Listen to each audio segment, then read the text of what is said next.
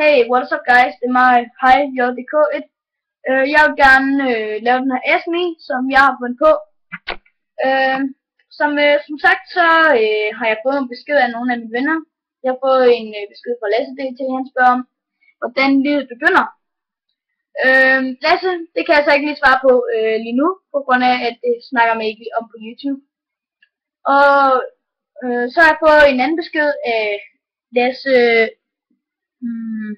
Lasse 9H. Hun spørger om hvordan man laver en flammekaster. Ja, som sagt, så kan du bruge, altså nu er jeg så ikke så klog til det der ting der. Sådan der. Så man kan faktisk godt bruge en deodorant, der er brandfarlig. Det skulle gerne stå sådan et lille brandmærke ting.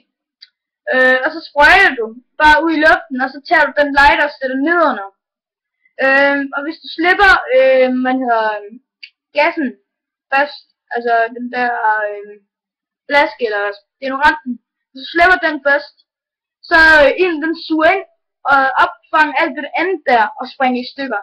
Det kan du godt miste din hånd af. Så derfor du skal slippe lighteren først, og så stop ja, deodoranten. Men det er ikke noget jeg vil råde til. Det skal ikke have stå med. Ja, som sagt, så har jeg også fået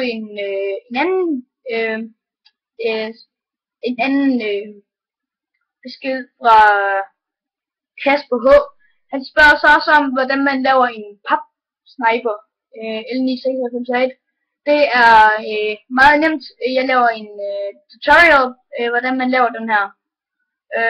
Så jeg prøver i hvert fald så godt jeg kan. Jeg skal ikke love, om jeg kan gøre det bedst. Jeg prøver som jeg kan gøre, men jeg er ikke sikker.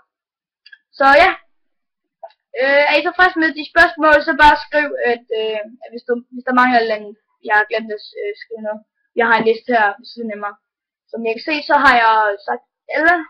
Skal vi se, jo, det er rigtigt. Ja, så ses vi i part 2. Ja, ses her i YouTube.